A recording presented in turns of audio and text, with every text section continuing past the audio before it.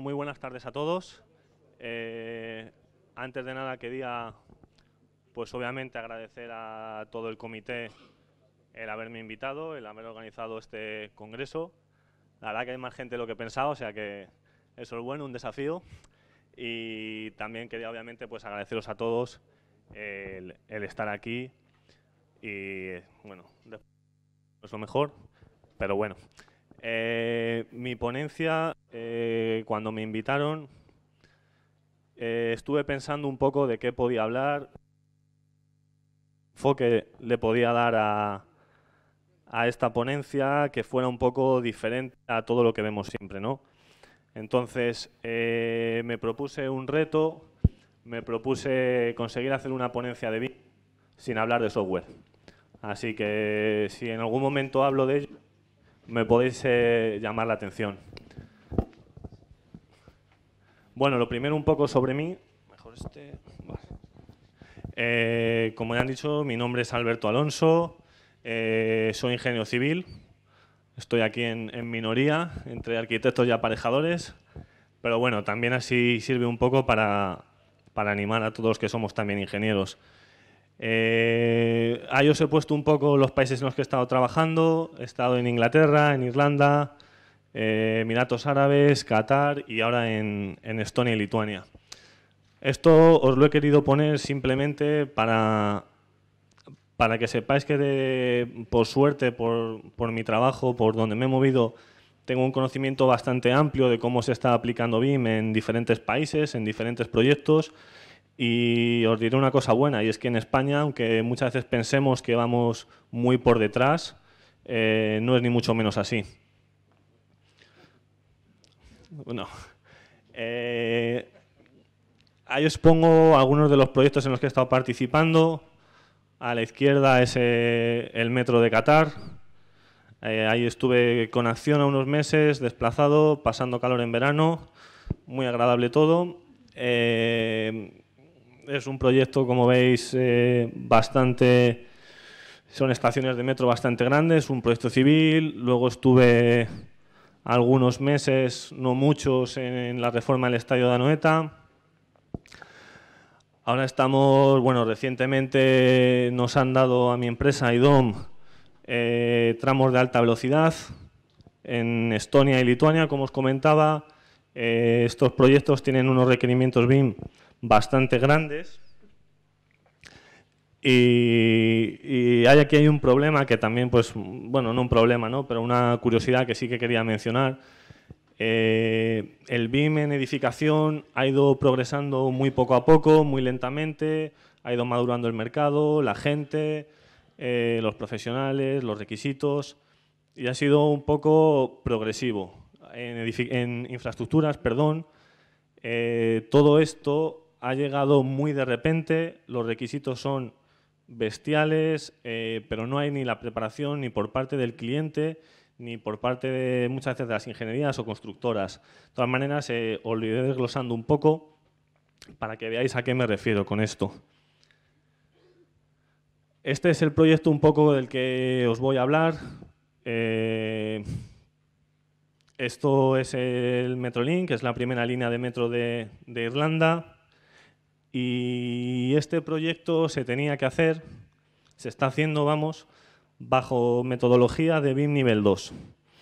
Me imagino que todos o casi todos habremos oído hablar de BIM nivel 2, pero yo, por mi experiencia, poca gente tenemos una idea muy clara o se tiene una idea muy clara de qué quiere decir esto de BIM nivel 2 y qué representa.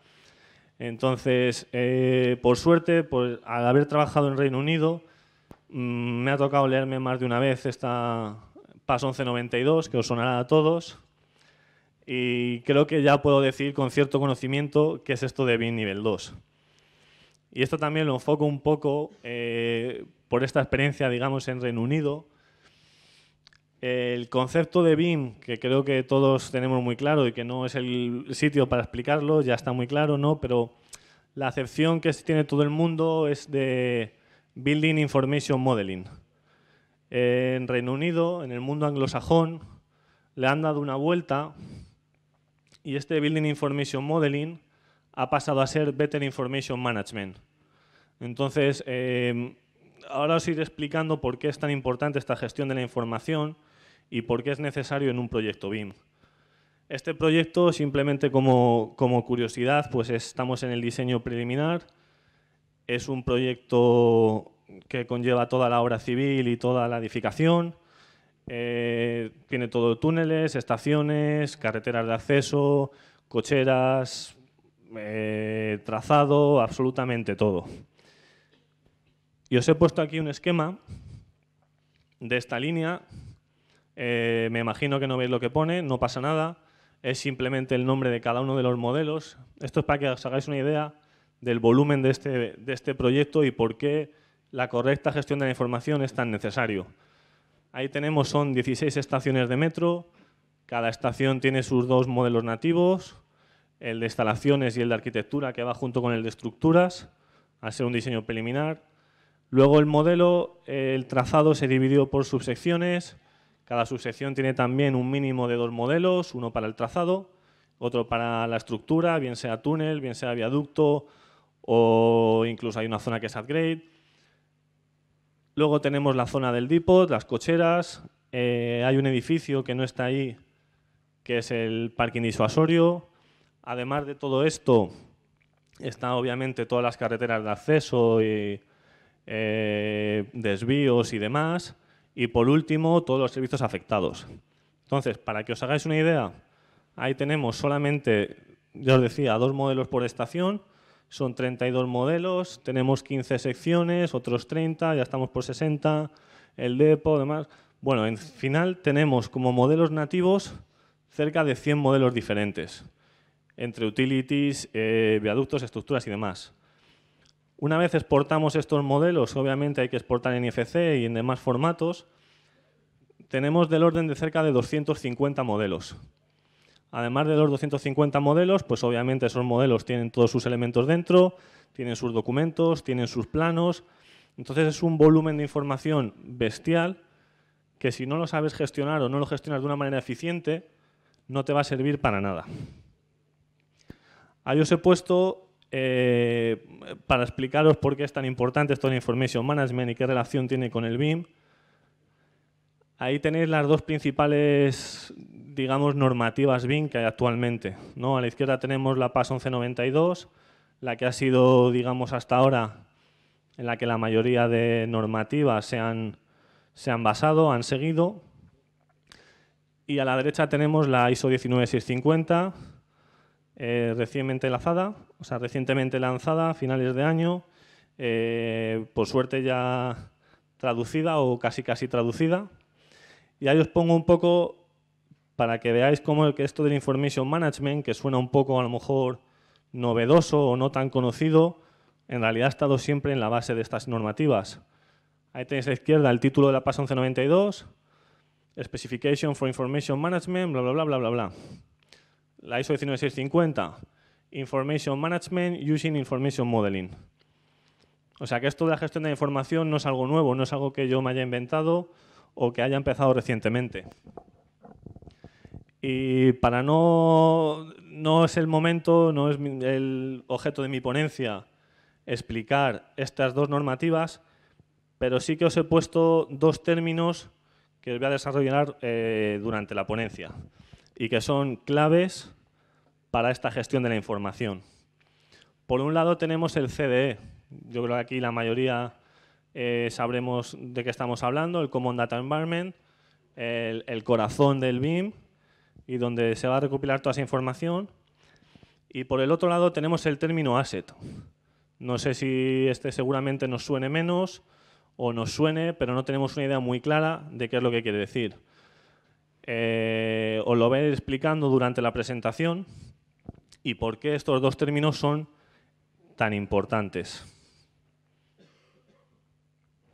Y aquí, pues antes de meterme de lleno, os voy a poner un poco cuáles son mis funciones como Information Manager en este proyecto y los problemas, las dificultades que existen y por qué tengo 30 años y parece que tengo 50.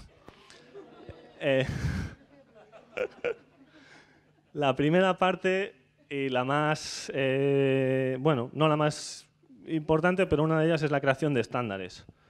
Estos estándares van pues, desde lo más típico, que es el naming convention, la estructura de carpetas, pues poniendo el ejemplo de Revit, que seguramente conozcáis mejor, cómo vamos a llamar los niveles, cómo vamos a llamar las familias, cómo vamos a llamar los planos. O sea, son muchos estándares los que hay que hacer. La siguiente, establecer el CDE. Muchas veces nos vamos a encontrar que el CDE no viene impuesto por el cliente o no tenemos uno ya elegido, y entonces pues nos va a tocar o bien elegirlo o bien hacer un pliego, que luego os explicaré, para seleccionar un CDE. Además de seleccionarlo, obviamente hay que administrarlo, hay que otorgar permisos, hay que crear esta estructura de carpetas que habíamos pensado dentro del CDE. Luego, otra parte muy importante, tampoco me quiero extender mucho, me podéis preguntar luego en la mesa redonda o me podéis coger por un pasillo. La parte central es así que la veo la más importante de todo esto, el tema de procesos y de workflow. Y aquí voy a decir que os voy a hablar un momento de software, y eso sí es verdad. Si bien en nidificación me parece que está bastante mejor, bueno, está como más normalizado el uso de Revit y es normalmente la plataforma común que se usa, en este tipo de proyectos lineales la variedad de software que hay son muchísimos. Para que os hagáis una idea, por ejemplo, en este proyecto estamos haciendo carreteras con Civil 3D, trazado con OpenRail, estructuras con EcoSim, estaciones con Revit, la geotecnia con el módulo de OpenRail. Entonces, crear este workflow de intercambio de información, ya sea bien para coordinación interna o bien para compartir con el cliente, es algo que es bastante tedioso. Luego os pongo ahí la parte de requerimientos de assets. No lo voy a explicar ahora, lo voy a explicar más adelante. Información de los modelos 3D, pues seleccionar qué información vamos a meter, cómo la vamos a meter, cuándo. Y luego la última parte, la comunicación con el equipo de Project Management. Me parece que aquí, si hemos trabajado en proyectos BIM, todos habremos sufrido lo típico de hacemos un proyecto y por una parte está el equipo de Project Management y por otro está el equipo de BIM, lo cual es un error de base. Entonces la comunicación tiene que ser fluida y tiene que ser diaria. El ejemplo más claro, y volviendo a lo que es el BIM nivel 2, la PAS 1192, hay un entregable obligatorio que es el Master Information Delivery Plan, que es un nombre muy rimbombante para decir que es un listado de entregables.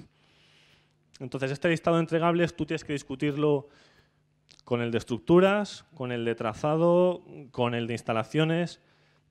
Tienes que poner las fechas, tienes que estar atento. Entonces, si lo haces tú por tu cuenta, es fracaso seguro. Y luego todo esto, ¿cómo lo vamos a poner? Pues ahí está, tenemos el mítico BEP, el BIM Execution Plan. Y por eso os decía qué importante es la comunicación con el Project Management. Una parte muy importante o que suele ser necesaria dentro del BEP es el calendario de reuniones. Entonces, tú puedes hacer tu calendario de reuniones basándote solo en el equipo BIM y lo que vas a hacer es un calendario de reuniones que va a servir hasta la primera. Tú las reuniones de BIM las tienes que obviamente coordinar con las reuniones de diseño, con las reuniones estratégicas del proyecto. Entonces, por eso necesitas esta comunicación con el equipo de Project Management. Ahí os he puesto solamente para que veáis ¿no? la pregunta típica. ¿Qué diferencia hay entre Information Manager y BIM Manager? Pues no os voy a decir nada, ahí lo tenéis. Coges la PAS 1192, Control F, buscar BIM Manager y dices, hostia, lo que tengo en LinkedIn no vale. No, está separado. No. No está, te reto a que lo busques en directo. Entonces, bueno, lo que os decía, ¿no? La parte del CDE, el corazón del BIM, la parte más importante, Y aquí os voy a pedir, si alguien se anima muy rápidamente, que me digáis en una palabra cuál creéis que es el requisito esencial que tiene que tener un CD.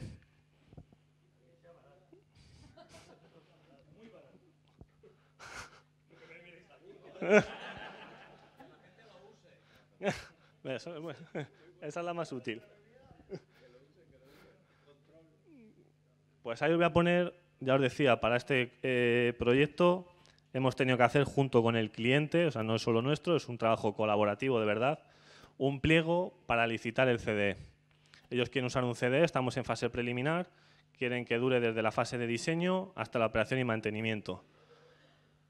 Entonces, ahí os he puesto una de las pocas, o sea, una parte pequeña de todos los requisitos que tenemos que pedir a un CDE. Queremos, lo primero, obviamente, el precio. Tenemos que tener requerimientos de seguridad cada vez más bestiales. Queremos integración, que se integre con los programas simplemente de modelado o que se integre, por ejemplo, con Office 365 o que se integre con nuestro correo. La facilidad de uso, eso va un poco ligado a que la gente lo use. Hay CDs complejísimos que tienen una potencia muy importante, pero al final, cuanto más difícil se lo pongas a la gente, menos lo va a usar. Entonces, hoy os he puesto unas cuantas para que os hagáis una idea. Al final nos salieron de en torno a 150 requisitos y porque ya decidimos parar. Este trabajo, obviamente, lo hace el Information Manager, lo hace el cliente y lo hace mucha más gente. Necesitas un equipo de informáticos, obviamente. Necesitas un equipo que sepa de legal. O sea, son bastantes los agentes que tienen que hacer y por eso este trabajo pues fue bastante tedioso, como os decía. Esta es la segunda pata más importante, ¿no? Para mí, para el del Information Management, el término asset. Ahí os lo pongo tachado, no me creo yo más listo que Google, os lo voy a explicar por qué. La idea que yo tengo de asset, y en general cuando he hablado con la gente, es que un asset es, la traducción efectivamente es un activo, pero pensamos en algo muy grande. Un asset puede ser un edificio de oficinas, puede ser un hospital, puede ser un rascacielos, pero como veremos un asset puede ser de cualquier tamaño. Y os contaré una anécdota muy rápida. Yo el día que entré en la oficina de Londres, pues mi empresa no estaba a lo mejor muy bien organizada ese día. Yo llegué a la oficina, no estaba el director del proyecto, no estaba el director de la oficina. O sea, que no había básicamente nadie que pudiese decirme, perdóname la expresión, qué coño tenía que hacer. Entonces, ¿qué hice? Pues como hacemos todos cuando entramos en un trabajo, te coges normativa, te coges documentos y te pones a leer. ¿Y qué me encontré? Que el término asset aparecía 500 veces, no sé, una burrada. Entonces, obviamente, pues lo primero que hice, me metí en Google, asset activo, yo me leía la normativa, traducía asset por activo y no le encontraba el sentido. Ya os digo que un asset puede ser desde lo más pequeño a lo más grande. Y ahí os explico, ahí os he puesto otra parte importante del BIM nivel 2, el sistema de clasificación, el UNICLAS 2015, que habréis visto multitud de veces, que se menciona en prácticamente todos los BEP, tanto en España como fuera, y nadie sabe muy bien qué es y por qué se usa. Pues al final esto, como cualquier sistema de clasificación, lo único que hace es organizar de manera jerárquica, digamos, de más pequeño a más grande, todo este tipo de asset. Hay bastantes clasificaciones dentro del UNICLAS, no se he puesto ahí por no sobrecargarlo, también podemos explicar desde actividades, localizaciones y espacios, pero esta es la parte, digamos, más clara. Ahí tenemos primera clasificación, complejos, pues una línea de ferrocarril directamente, toda la línea es un asset. Entities, pues una estación de esa línea de ferrocarril también es un asset. Sistemas, pues la vía en placa es otro sistema. Y por último, productos, pues los raíles, los clips de sujeción son otro producto. Y luego esto tiene otro problema. Al final tú cuando tienes un proyecto, siguiendo este nivel 2, vas a tener seguramente solo un asset que sea un complejo. O a lo mejor tienes 2, no vas a tener muchos. Entities ya tendrás pues del torno a 10, 20 diferentes. Sistemas, 80, 100, yo creo que sin problemas. Y productos, pues vas a tener 500, no lo sé, muchísimos. Entonces, tener esto organizado es necesario simplemente para que os hagáis una idea y por qué este sistema se usa. Si yo tengo que sustituir ese clip porque está dañado o por cualquier cuestión, yo voy a tener una clasificación en que me diga que si yo cambio ese clip, eso va a afectar al sistema de vía en placa de X parte. Y esa vía en placa va a estar en esa estación. Y esta clasificación lo que te permite es, de una manera rápida, más o menos, pues por ejemplo, volviendo a este ejemplo, ¿no? Si tengo que cambiar eso, a lo mejor tengo que cerrar la línea unas horas. Pues esto obviamente se hace, pero si lo puedes hacer de manera informática, pues todo es mucho más rápido y más ágil.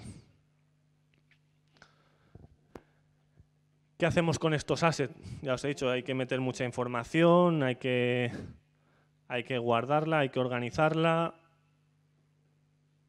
Pues para eso creamos lo que se llama el Asset Data Dictionary o AD4. AD4 es Asset Data Definition Dictionary Document. O sea, pues eso.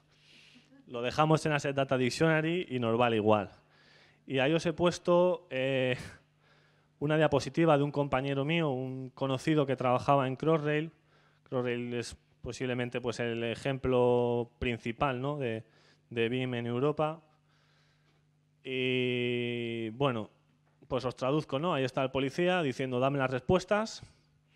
Y el pobre chaval llorando diciendo, ¿cómo te hace las respuestas si no me sé las preguntas? Pues esto yo lo he visto muchas veces trabajando. Me imagino que no soy el único. Esto nos pasa a menudo. Y aquí os voy a relacionar con una reflexión que quiero que hagamos todos, que creo que es importante y también hay que ser autocríticos. El BIM siempre decimos que tiene que ser útil para gestionar el asset que sea, me da igual. Un hospital, una línea de metro, lo que sea. Entonces, vale, estamos todos de acuerdo, esto tiene que ser útil, se tiene que mantener. Y aquí normalmente tenemos dos problemas. Por un lado, en general, el cliente, la organización, me da igual que sea público o privado, te dice que quiere mantener esa línea, que quiere gestionarla y que quiere usar BIM. Pero no te dice qué información necesita para hacer eso. Entonces, ¿qué es lo que hace? Pues al final lo que hace es pedirte toda la información posible, independientemente de si va a ser útil o no lo va a ser. Pero bueno, así la tengo por si acaso.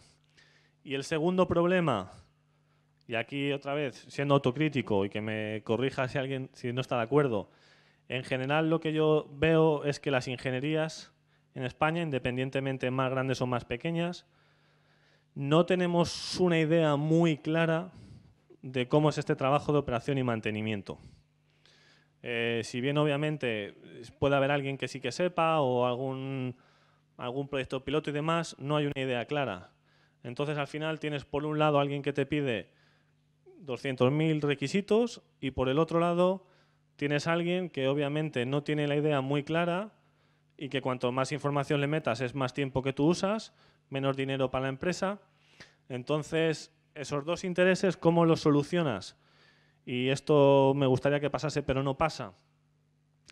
La empresa que va a mantener este asset debería intervenir lo antes posible en el desarrollo del proyecto.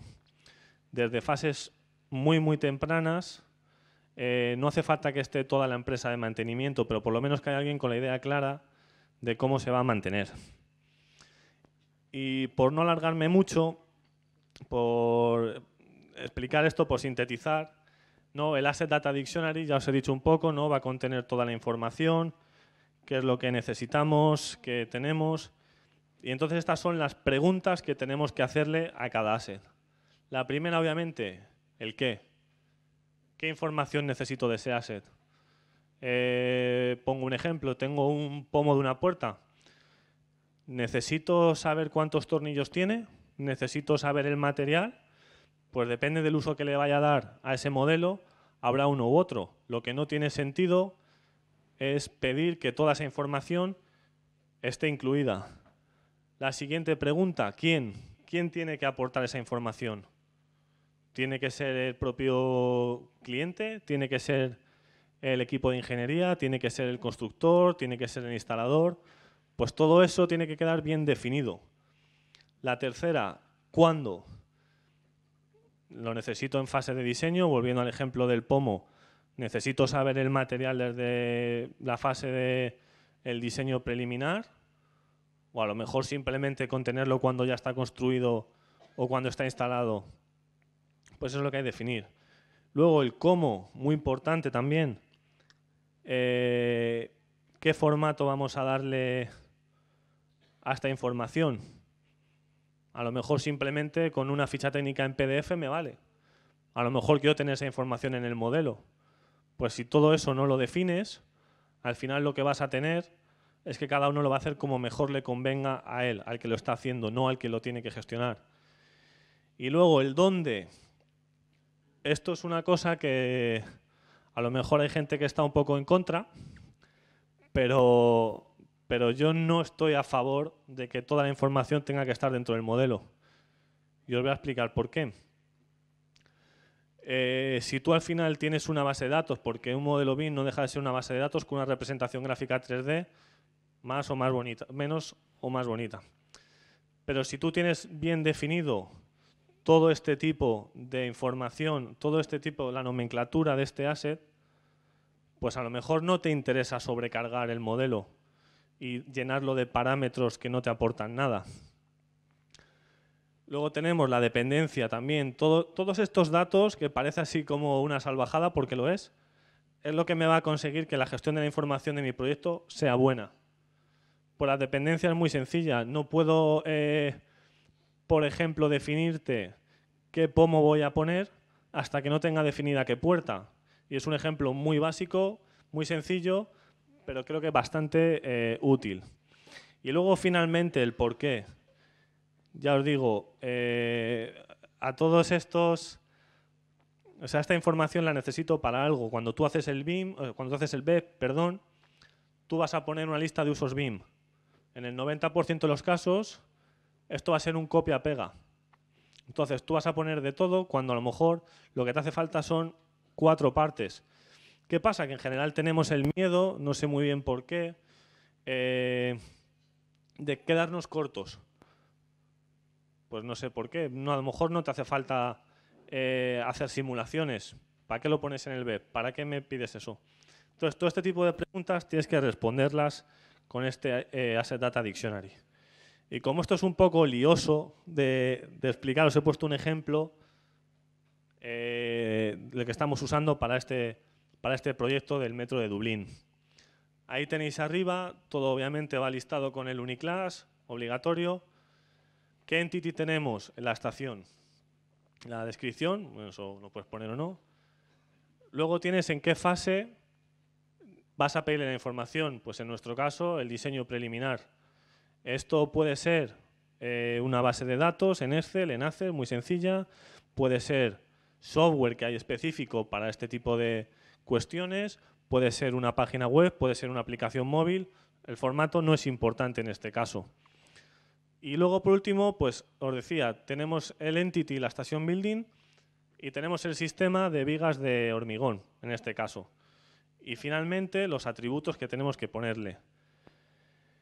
Esta base de datos, que ya os digo que se puede hacer de distintas maneras, lo que te permite es, de una manera muy rápida, pues tú puedes cambiar la fase que tienes que hacerlo, puedes elegir qué sistema, y aquí falta, y fallo mío, la parte donde dices quién tiene que dar esa información. Aquí os pongo, bueno, me imagino que todo esto que os he estado contando de los assets la información que le voy a pedir, cuándo se la voy a dar, qué tengo que hacer. Nos sonará un poco al level of information, al típico LOI. Y os voy a explicar por qué yo estoy totalmente en contra de usar este LOI. Ahí tenéis un ejemplo, creo que no lo veis. Lo bueno es que no lo veáis. Esto es una dovela de un túnel.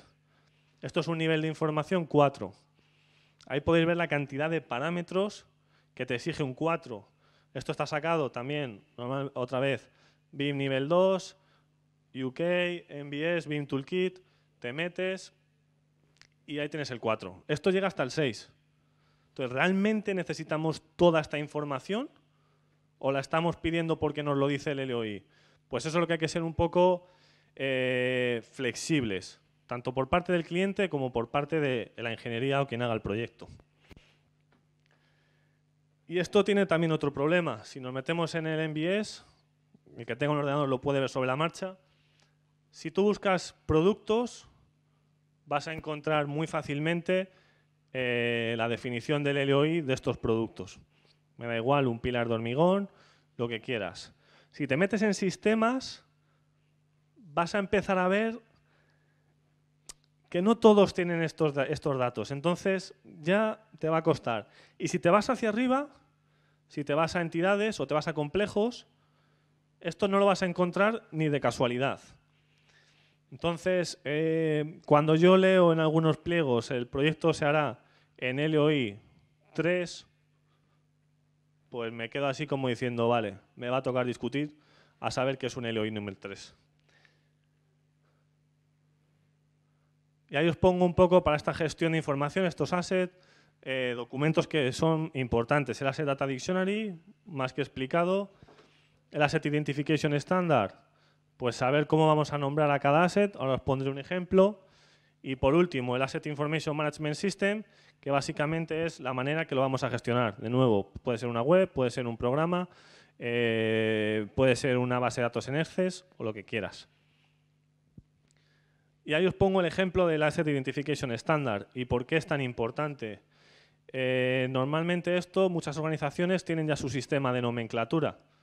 Entonces es simplemente adaptarnos a ella. En nuestro caso, por ejemplo, en el metro pues no existía o lo que han usado previamente no les ha convencido y querían algo nuevo. Y tengo que nombrar estos assets basado en el Uniclass.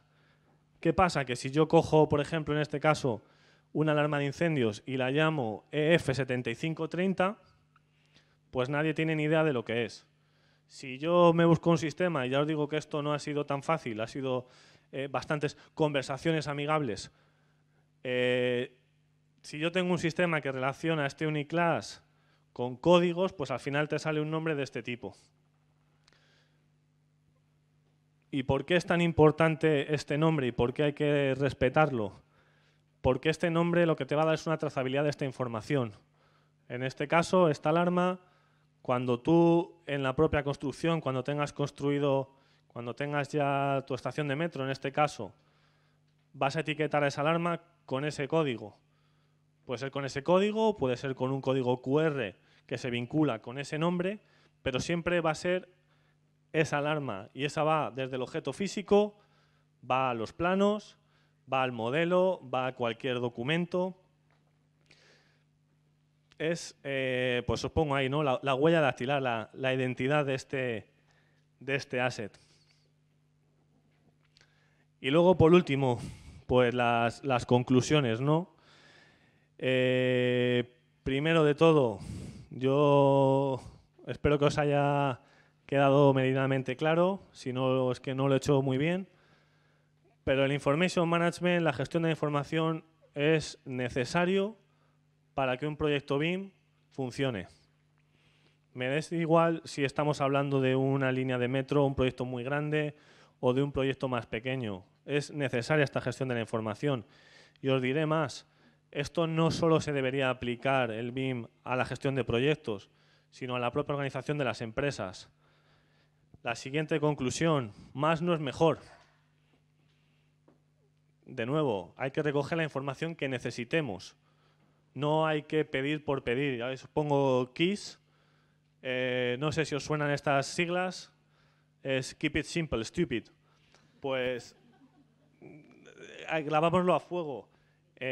Vamos a hacer las cosas lo más sencillo posible, obviamente, de manera que sea útil. El tercero, la trazabilidad de la información.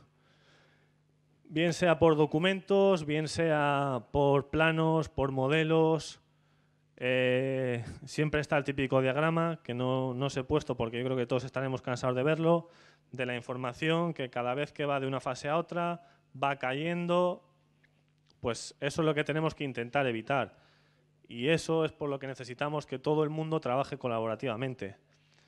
Y luego la última, pues no está relacionada con esta presentación, pero es algo que necesito que todo el mundo tenga muy claro y que todos los que estamos aquí, cuando vayamos a nuestras empresas o a los proyectos que tengamos que hacer o donde sea, convencer a la gente que BIM afecta a todos los miembros del proyecto.